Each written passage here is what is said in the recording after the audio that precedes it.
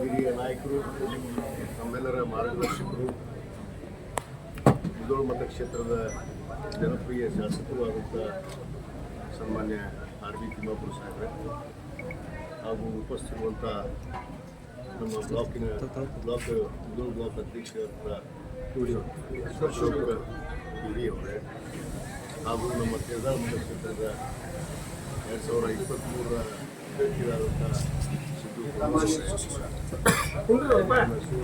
ದೇವಾನಂದ ಕಾಶ್ಯಪ್ನವರೇ ಹಾಗೂ ನಮ್ಮ ಈ ಕಡೆ ಬರುವ ನಮ್ಮ ಪಕ್ಷದ ಹಿರಿಯ ಮುಖಂಡರಾದಂಥ ಉತ್ತಮಿಯವರೇ ಹಾಗೂ ಎಲ್ಲ ಉಪಸ್ಥಿತಿರುವಂಥ ಎಲ್ಲ ಕಾಂಗ್ರೆಸ್ ಪಕ್ಷದ ಹಿರಿಯರೇ, ತಾಯಂದಿರೇ, ಯುವ ಮಿತ್ರರೇ ಹಾಗೂ ಮಾಧ್ಯಮದ ಸ್ನೇಹಿತರೆ ಎಲ್ಲರಿಗೂ ನನ್ನ ಶರಣ. ಇವತ್ತು ನಮ್ಮ ಕಾಂಗ್ರೆಸ್ ಪಕ್ಷದ ವರಿಷ್ಠ ನಮ್ಮ ರಾಹುಲ್ ಗಾಂಧಿ ಆದಿಯಾಗಿ ನಮ್ಮ ಉಸ್ತುವಾರಿ ನಿರ್ವಹಿಸಿರುವಂಥ ರಣದೀಪ್ ಸಿಂಗ್ ಸುರ್ಜೇವಾಲಾ ಇರ್ಬೋದು ಮತ್ತು ನಮ್ಮ AICCಯ ಅಧ್ಯಕ್ಷರಾದಂಥ ಸನ್ಮಾನ್ಯ ಮಲ್ಲಿಕಾರ್ಜುನ ಖರ್ಗೆ ಸಾಹೇಬರು ಮತ್ತು ನಮ್ಮ AICCಯ ಪ್ರಧಾನ ಕಾರ್ಯದರ್ಶಿಯಾದಂಥ KC ವೇಣುಗೋಪಾಲ್ ಅವರು ಮತ್ತು ನಮ್ಮ ಮಾನ್ಯ ಮುಖ್ಯಮಂತ್ರಿಗಳಾದಂಥ ಸನ್ಮಾನ್ಯ DK ಶಿವಕುಮಾರ್ ಅವರು ಮತ್ತು ನಮ್ಮ ಮಾಜಿ ಮುಖ್ಯಮಂತ್ರಿಗಳಾದಂಥ ಸನ್ಮಾನ್ಯ ಸಿದ್ದರಾಮಯ್ಯ ಸಾಹೇಬರು ಏನು ಮೊನ್ನೆ ಇರುವಂಥ ಸಚಿವ ಸಂಪುಟ ಇವತ್ತು ಒಂದು ಅವಕಾಶವನ್ನು ನಾನು ಕೂಡ ಕೇಳಿದ್ದೆ ಸನ್ಮಾನ್ಯ ತಿಮ್ಮಾಪುರ ಸಾಹೇಬ್ರಪ್ಪ ಈ ಜಿಲ್ಲೆಯಲ್ಲಿ ಈಗಾಗಲೇ 3-4 ಬಾರಿ ಸಚಿವರಾಗಿ ಕಾರ್ಯವನ್ನು ನಿರ್ವಹಿಸಿ ಇಲ್ಲಿಗೆ ಸರ್ವಾಂಗೀಣ ಅಭಿವೃದ್ಧಿಗೆ ಸ್ಪಂದಿಸಿ ವಿಶೇಷವಾಗಿ ನಮ್ಮ ಈ 3 ವರ್ಷದ 2023ರಿಂದ 2026ವರೆಗೂ ಏನು ರಾಜ್ಯದಲ್ಲಿ ಸಿದ್ದರಾಮಯ್ಯ ನೇತೃತ್ವದ ಸರ್ಕಾರ ಇತ್ತು, ಜಿಲ್ಲೆಯ ಅನೇಕ ದುರಂತ ಸಮಸ್ಯೆಗಳು ಇವತ್ತು ಕೈಗೆತ್ತಿಕೊಂಡು ಅದು ವಿಶೇಷವಾಗಿ ಏನು ನಮ್ಮ UKP ಅಪ್ಪರ್ ಕೃಷ್ಣಾ ಪ್ರಾಜೆಕ್ಟಿನ ಏನು 3ನೇ ಹಂತದ ಒಂದು ಯೋಜನೆಗೆ ಎತ್ತಿನ ನಮ್ಮ ಆಲ್ಮಟ್ಟಿ ಜಲಾಶಯವನ್ನು 524ಕ್ಕೆ ಏರಿಸುವ ಹಿನ್ನೆಲೆಯಲ್ಲಿ ಮಹತ್ವವಾದ ತೀರ್ಮಾನ. ಆ ತೀರ್ಮಾನವನ್ನು ಕೂಡ ಮಾಡೋದ್ರ ಜೊತೆಗೆ ಈ ಭಾಗದ ವಿಶೇಷವಾಗಿ ಬೀಳಗಿ, ಮುಧೋಳ, ಬಾಗಲಕೋಟೆ ಈ ಒಂದು ಭಾಗದ ರೈತರಿಗೆ ಏನು ಆ ಹಿನ್ನೀರಿನ ಮೂಲಕ ಭೂಮಿಯನ್ನು ಕಳ್ಕೊಳ್ಳುವಂಥ ರೈತರಿಗೆ ಇವತ್ತು ಆ ಪರಿಹಾರವನ್ನು ಕೊಡಿಸುವುದು. ಒಂದು ದೇಶಕ್ಕೆ 30 ಲಕ್ಷ, ನೀರಾವರಿಗೆ 40 ಲಕ್ಷ, ನೀರಾವರಿಗೆ 40 ಲಕ್ಷ ರೂಪಾಯಿ. ಇವತ್ತು ಮಾತೃವಾದ ನಿರ್ಣಯಕ್ಕೆ ಇವತ್ತು ಈ ಜಿಲ್ಲೆಯಲ್ಲಿ ಯಾರಾದರೂ ತೀರ್ಮಾನ ಗಟ್ಟಿಯಾಗಿ ರೈತರ ಪರವಾಗಿ ನಿಂತಿದ್ರೆ ಅದು ನಮ್ಮ ಸನ್ಮಾನ್ಯ ಆರ್ ಬಿ ತಿಮ್ಮಾಪುರ ಸಾಹೇಬರು. ನಾವು ಅವರು ಕೂಡ ಒಟ್ಟಿಗೆ ಆ ಸಭೆಯಲ್ಲಿದ್ದಾಗ ಎಷ್ಟೇ ಮುಖ್ಯಮಂತ್ರಿ ಅವರ ಮೇಲೆ ಒತ್ತಡವನ್ನು ಹೇಳಿ ಸುಮ್ಮಕುಂದ್ರಾದರೂ ಕೂಡ ರೈತರ ಪರವಾಗಿ ಮಾತಾಡಿದ್ರು, ಸರ್ಕಾರದ ಪರವಾಗಿ ಸರ್ಕಾರದ ಗಟ್ಟಿಯಾಗಿ ಮಾತಾಡಲಿಲ್ಲ, ರೈತರ ಪರವಾಗಿ ಗಟ್ಟಿಯಾಗಿ ನಿಂತು ಅಂತ ಅನೇಕ ವಿಚಾರಗಳು. ಯಾಕಂದರೆ ನಮ್ಮ ತಂದೆಯವರ ಜೊತೆಗೆ ಅವರು ಕೂಡ ಶಾಸಕರಾಗಿ ಸಚಿವರಾಗಿ ಇವತ್ತು ಸೇವೆಯನ್ನು ಸಲ್ಲಿಸಿದರು. ಪ್ರಥಮ ಬಾರಿಗೆ SM ಕೃಷ್ಣ ಅವರ ಸಚಿವ ಸಂಪುಟದಲ್ಲಿ ಸಚಿವರಾದರು. ತದನಂತರ ಸಿದ್ದರಾಮಯ್ಯ ಸಾಹೇಬರ ಸಂಪುಟದಲ್ಲಿ ಸಚಿವರಾದರು. ಕಳೆದ ನಮ್ಮ ಸಮ್ಮಿಶ್ರ ಸರ್ಕಾರದಲ್ಲಿ ಕೂಡ ಸಚಿವರಾದರು. ಮೊನ್ನೆ ಸಿದ್ದರಾಮಯ್ಯವರು ಮತ್ತೆ ಈ 2023ರಲ್ಲಿ ಕೂಡ ಸಚಿವರಾಗಿ ಕೆಲಸ ಮಾಡಿ ಇವತ್ತು ನಮಗೆಲ್ಲರಿಗೂ ಒಂದು ಮಾರ್ಗದರ್ಶನವನ್ನು ನೀಡುವಂಥ ಕೆಲಸ ಇವತ್ತು ನಮ್ಮ ಜಿಲ್ಲೆಯಲ್ಲಿ ಮಾಡಿದ್ದಾರೆ.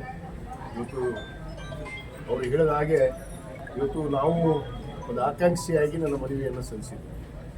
ಇವತ್ತು ನಮ್ಮ ವರಿಷ್ಠರು, ನಮ್ಮ ಮುಖ್ಯಮಂತ್ರಿಗಳು, ಮಾಜಿ ಮುಖ್ಯಮಂತ್ರಿಗಳು ಇವತ್ತು ಅವರು ಹಿರಿಯರಿದ್ದರು. ನಾವು ಯಾರೂ ಭಿನ್ನಾಭಿಪ್ರಾಯಗಳನ್ನು ವ್ಯಕ್ತಪಡಿಸಿಲ್ಲ. ಆದರೆ ಅದು ವರಿಷ್ಠರ ನಿರ್ಧಾರ ಆಗಿತ್ತು. ಅವ್ರ ನಿರ್ಧಾರದಂತೆ ಇವತ್ತು ಒಂದು ಅವಕಾಶವನ್ನು ನನಗೆ ಕಲ್ಪಿಸಿಕೊಂಡಿದ್ದಾರೆ. ಅದಕ್ಕೆ ನಾನು ಸಮಸ್ತ ಬಾಗಲಕೋಟೆ ಜನತೆಗೆ ಮತ್ತು ವಿಶೇಷವಾಗಿ ನಾನು ಆರ್ ಬಿ ತಿಮ್ಮಾಪುರ ಸಾಹೇಬರಿಗೂ ಕೂಡ ನನ್ನ ಅತ್ಯಂತ ಹೃದಯಪೂರ್ವಕವಾದ ಧನ್ಯವಾದಗಳನ್ನು, ಕೃತಜ್ಞತೆಗಳನ್ನು ನಾನು ಸಲ್ಲಿಸುತ್ತೇನೆ. ಯಾಕಂದರೆ ಅವರ ಮಾರ್ಗದರ್ಶನ, ಅವರ ಸಲಹೆ ಅವರು ಭಾಳ ಅಗತ್ಯ. ಆ ಒಂದು ನಿಟ್ಟಿನಲ್ಲೇ ಇವತ್ತು ನಾನು ಅವರ ಆಶೀರ್ವಾದವನ್ನು ತೆಗೆದುಕೊಂಡು ಇವತ್ತು ಜಿಲ್ಲೆಯ ಬೀದಿನ ಆಡಳಿತವನ್ನು ಹೇಗೆ ಮಾಡಬೇಕು, ಮುಂದೆ ನಾವೆಲ್ಲ ಒಗ್ಗಟ್ಟಾಗಿ ಪಕ್ಷವನ್ನು ಕಟ್ಟೋದಷ್ಟೇ ಅಲ್ಲ, ಜಿಲ್ಲೆಯ ಅಭಿವೃದ್ಧಿ ಕೂಡ ಮುಖ್ಯ ಅನ್ನೋದನ್ನು ಮನದಲ್ಲಿ ಇಟ್ಕೊಂಡು ನಾವು ನಡೀಬೇಕಾಗುತ್ತೆ. ಆ ನಿಟ್ಟಿನಲ್ಲಿ ನಮ್ಮ ವರಿಷ್ಠರು, ನಮ್ಮ ಮುಖ್ಯಮಂತ್ರಿಗಳು ಯಾವ ರೀತಿ ನಮ್ಮ ಮಾರ್ಗದರ್ಶನ ಅನ್ನೊಂದು ಮಾತನ್ನು ಇಷ್ಟಪಡ್ತಾರೆ. ನಮ್ಮ ಹಿರಿಯ ನಾಯಕರಾದಂಥ ಸನ್ಮಾನ್ಯ ಆರ್ ಡಿ ತಿಮ್ಮಾಪುರ ಅವರ ಮಾರ್ಗದರ್ಶನ ಸಲಹೆ ನಮ್ಮ ಮೇಲೆ ಸದಾಕಾಲ ಇರಲಿ. ಯಾಕಂದರೆ ನಮ್ಮ ತಂದೆಯವರ ಜೊತೆಗಿದ್ದಂಥವ್ರು, ಯಾಕಂದರೆ ಅವರ ಜೊತೆಗೆ ಅತ್ಯಂತ ಒಡನಾಟಿಗಳಾಗಿದ್ದಂಥವ್ರು. ನಮ್ಮ ಜೊತೆಗೆ ಕೂಡ ಅಷ್ಟೇ, ನಾವು ಕಿರಿಯರಾದರೂ ಕೂಡ ನಮ್ಮನ್ನು ಅತ್ಯಂತ ಹತ್ತಿರದಿಂದ ಗೌರವಿಸಿ ನಮಗೆ ಇವತ್ತು ಮಾರ್ಗದರ್ಶನವನ್ನು ಸಲಹೆಯನ್ನು ನೀಡ್ತಾ ಬಂದಿದ್ದಾರೆ. ಮುಂದೂ ಕೂಡ ಅದೇ ರೀತಿ ಅವರ ಮಾರ್ಗದರ್ಶನ ಸಲಹೆ ನಮಗೆ ಇರಲಿ ಅಂತ ಅನ್ನೋದು ಮಾತನ್ನು ಈ ಸಂದರ್ಭದಲ್ಲಿ ಹೇಳಿ, ಇವತ್ತು ನಾನು ಎಲ್ಲ ಸಮಸ್ತ ಯದೋ ಮತಕ್ಷೇತ್ರದ ಜನತೆಗೆ ಇವತ್ತು ತಾವೆಲ್ಲ ಬಹುತೇಕ ಭಾಳ ನಿರೀಕ್ಷೆ ಪಟ್ಟಿದ್ದು ಮತ್ತೊಮ್ಮೆ ನಮ್ಮ ಸಾಹೇಬರು ಆಗಬೇಕು ಅನ್ನೋದನ್ನು. ಇವತ್ತು ಪಕ್ಷದ ನಿರ್ಣಯ, ನಂದು ಕೂಡ ನಿರ್ಣಯ ಅಲ್ಲ, ನಿಮಗೆ ಗೊತ್ತಿದೆ, ನನ್ನೇನು ವೈಯಕ್ತಿಕ ನಿರ್ಣಯ ಇದೆ. ಪಕ್ಷದ ನಿರ್ಣಯದ ಮುಂದೆ ನಾವೆಲ್ಲರೂ ತಲೆ ಬಾಗಬೇಕಾಗುತ್ತೆ. ಆ ನಿಟ್ಟಿನಲ್ಲಿ ಆ ಪಕ್ಷದ ನಿರ್ಣಯಕ್ಕೆ ನಾವು ತಲೆಯನ್ನು ಬಾಗೋಣ. ನಾವೆಲ್ಲ ಏನು ಇವತ್ತು ಭಾಳಷ್ಟು ನೊಂದಿದ್ದೀರಿ, ನಾವು ನೋವನ್ನು ಪಟ್ಕೊಂಡಿದ್ದೀರಿ.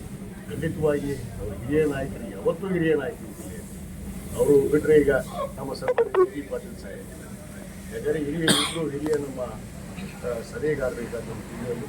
ಮತ್ತು ಇನ್ನು ಉಳಿದಂತೆ ನಮ್ಮ ಉಮೇಶ್ ಮೋದಿ ಆಗಿರ್ಬೋದು, ವಿಶೇಷ ಅವರಾಗಿರ್ಬೋದು. ಮತ್ತು ಇವತ್ತು ನಾವೆಲ್ಲರೂ ಕೂಡ ಒಗ್ಗಟ್ಟಾಗಿ ಜಿಲ್ಲೆಯಲ್ಲಿ ಕೆಲಸವನ್ನು ಮಾಡ್ತೀವಿ. ಖಂಡಿತವಾಗಿ ಯಾರದೇ ವಿಶ್ವಾಸಕ್ಕೆ ಧಕ್ಕೆ ತರದ ಹಾಗೆ, ಯಾರದೇ ಮನಸ್ಸನ್ನು ನೋಯಿಸಿದ ಹಾಗೆ ಎಲ್ಲರೂ ಕೂಡ ನಾವು ಒಂದಾಗಿ ನಡೆಯುವಂಥ ಕೆಲಸ ಮಾಡ್ತೀವಿ.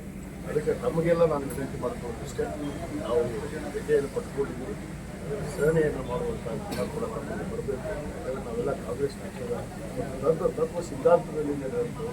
ಪಕ್ಷ ಏನು ಆದೇಶವನ್ನು ಮಾಡಿದ್ರೆ ಅದನ್ನು ಪಾಲನೆ ಮಾಡೋದಷ್ಟೇ.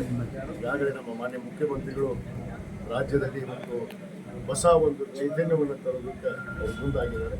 ಯಾಕಂದರೆ ಅವರು ಕೂಡ ಭಾಳಷ್ಟು ಗಟ್ಟಿಯಾಗಿ ಇನ್ನೂ ಈ ರಾಜ್ಯವನ್ನು ಮತ್ತೆ 2028ಕ್ಕೆ ಅಧಿಕಾರ ತರಬೇಕು ಅನ್ನೋದು ಒಂದು ನಿಟ್ಟಿನಲ್ಲಿ ಇವತ್ತು ನಮ್ಮನ್ನೆಲ್ಲರನ್ನೂ ಒಗ್ಗಟ್ಟಾಗಬೇಕು ಅನ್ನೋ ಒಂದು ಮಾರ್ಗದರ್ಶನ ಕೂಡ ನೀಡಿದ್ದಾರೆ. ಈಗಿನ ರಾಜ್ಯದಲ್ಲಿ ನಮ್ಮ ಉತ್ತರ ಕರ್ನಾಟಕದಲ್ಲಿರುವಂಥ ದುರಂತ ಸಮಸ್ಯೆ ಇವತ್ತು ಬರಗಾಲ. ಯಾಕಂದರೆ ಕುಡಿ ನೀರು ಸಮಸ್ಯೆ ಆಗಿದೆ, ಬರಗಾಲ ಇದೆ. ಆ ಬರಗಾಲವನ್ನು ಪ್ರದರ್ಶಿಯನ್ನು ಇವತ್ತು ನಮಗೆಲ್ಲರಿಗೂ ಮೊನ್ನೆ ಸಚಿವ ಸಂಪುಟದಲ್ಲಿ ಸಭೆಯನ್ನು ಕೊಟ್ಟು ತಕ್ಷಣ ನೀವು ಸಚಿವರು ಹೋಗಿ ಎಲ್ಲ ಸ್ಥಳೀಯ ಪರಿಶೀಲನೆಯನ್ನು ಮಾಡಿ ಅಲ್ಲಿ ಸಂಬಂಧಪಟ್ಟ ಅಧಿಕಾರಿಗಳ ಜೊತೆ ಚರ್ಚೆ ಮಾಡಿ ಯಾವ ರೈತರಿಗೆ ಅನ್ಯಾಯ ಆಗಿದೆ. ಇವತ್ತು ಭಾಳಷ್ಟು ಜನ ಬಿತ್ತನೆ ಮಾಡಿದ್ದಾರೆ, ಆದರೆ ಮಳೆ ಆದದಕ್ಕೆ ಅದು ಇವತ್ತು ಬೆಳೆ ಬೆಳೆದಿಲ್ಲ ಅನ್ನೋದು ಕೂಡ ನಾವು ಭಾಳಷ್ಟು ಈಗಾಗಲೇ ನಾನು ಬಾಗಲಕೋಟೆ ತಾಲೂಕು ಮತ್ತು ಗುಳೇಗಿರಿ ತಾಲೂಕು, ಇದ್ದಲ್ ತಾಲೂಕು ಮತ್ತು ಇವತ್ತು ಮುಧೋಳ ಲೋಕಾಪುರದಲ್ಲಿ ಕೂಡ ಒಂದು ಭೇಟಿಯನ್ನು ಮಾಡಿ ಮತ್ತು ಬೀಳಗಿ ತಾಲೂಕಲ್ಲಿ ಕೂಡ ನಾನು ವೀಕ್ಷಣೆಯನ್ನು ಮಾಡಿ ರೈತರ ಪರವಾಗಿ ನಿಂತಿರುವಂಥ ಸರ್ಕಾರ, ರೈತರ ಜೊತೆಗಿರುವಂಥ ಸರ್ಕಾರ ಅದು ಯಾವುದಾದ್ರೂ ಆಗಿದೆ ಅದು ಕಾಂಗ್ರೆಸ್ ಸರ್ಕಾರ ಅನ್ನೋ ಮಾತನ್ನು ನಾನು ಮತ್ತೊಂದು ಗಟ್ಟಿಯಾಗಿ ಹೇಳ್ತೀನಿ. ಯಾಕಂದರೆ ರೈತರ ಪರವಾಗಿ ಇವತ್ತು ನಮ್ಮ ಮುಖ್ಯಮಂತ್ರಿಗಳು ಅನೇಕ ನಿರ್ಧಾರಗಳನ್ನು ತೆಗೆದುಕೊಂಡು ಕೂಡ ಮುಂದಾಗಿದ್ದಾರೆ. ಅವರಿಗೆ ಸಲಹೆಯನ್ನು ಕೊಟ್ಟು ಯಾವುದೇ ಭಾಗದ ರೈತರಿಗೆ ಅನ್ಯಾಯ ಆಗದ ಹಾಗೆ ಅವರಿಗೆ ನ್ಯಾಯಯುತವಾಗಿ ಏನು ಸರ್ಕಾರದ ಪರಿಹಾರವನ್ನು ಕೊಡುವಂಥ ಕೆಲಸ ಆಗ್ತದೆ. ಯಾಕಂದರೆ ಈಗಾಗಲೇ ಅನೇಕ ತಾಲೂಕಿನಲ್ಲಿ ಬರಗಾಲವನ್ನು ಘೋಷಣೆ ಮಾಡಿದೆ ಅಂತ ಕೂಡ ತೀರ್ಪು ಬರ್ತಾ ಇದೆ. ಬಹುತೇಕ ನಾವು ಆಗಸ್ಟ್ ಕೊನೆಯ ದಿನದವರೆಗೂ ನೋಡಬೇಕಾಗುತ್ತೆ. ಯಾಕಂದರೆ ಆಗಸ್ಟ್ ಕೊನೆಯವರೆಗೂ ಆದಮೇಲೆ ಬರಗಾಲದ ಘೋಷಣೆಯನ್ನು ಮಾಡುವಂಥ ಯೋಚನೆಯಲ್ಲಿ ಮುಂದೆ ಸರ್ಕಾರದ ನಮ್ಮ ಮುಖ್ಯಮಂತ್ರಿಗಳು ನಮ್ಮ ಸಚಿವ ಸಂಪುಟ ನಿರ್ಧಾರ ಮಾಡುತ್ತೆ ಅನ್ನೋ ಮಾತನ್ನು ಈ ಸಂದರ್ಭದಲ್ಲಿ ಇವತ್ತೇನು ಸನ್ಮಾನ್ಯ ಆರ್ ಡಿ ತಿಮ್ಮಾಪುರ ಸಾಹೇಬರಿಗೆ ನಾನು ವಿನಂತಿ ಮಾಡ್ಕೊತೀನಿ. ಮತ್ತೊಮ್ಮೆ ನಮ್ಮೆಲ್ಲರ ಮುಖಾಂತರ ತಮಗೂ ಕೂಡ ವಿನಂತಿ ಮಾಡ್ಕೊತೀನಿ, ಅವರ ಸಲಹೆ ಮಾರ್ಗದರ್ಶನ ನಮ್ಮ ಮೇಲಿರಲಿ. ಖಂಡಿತವಾಗಿ ಅವರನ್ನು ವಿಶ್ವಾಸ ತೆಗೆದುಕೊಂಡು ಅವ್ರು ಯಾವ ರೀತಿ ಮಾರ್ಗದರ್ಶನ ಮಾಡ್ತಾರೆ ಈ ಜಿಲ್ಲೆಯಲ್ಲಿ ಮುಂದೆ ಅದೇ ರೀತಿ ನಾವೆಲ್ಲರೂ ನಡೀತೀವಿ ಅನ್ನೋ ಒಂದು ಭರವಸೆಯನ್ನು ಕೂಡ ಈ ಸಂದರ್ಭದಲ್ಲಿ ಕೊಡ್ತಾ ಎಲ್ಲರಿಗೂ ಮತ್ತೊಮ್ಮೆ ಹೃದಯಪೂರ್ವಕವಾದ ಧನ್ಯವಾದಗಳನ್ನು ಸಲ್ಲಿಸಿ ನನ್ನ ಎರಡು ಮಾತನ್ನು ಮುಗಿಸಿದರೆ. ಜೈ ಹಿಂದ್, ಜೈ ಕರ್ನಾಟಕ.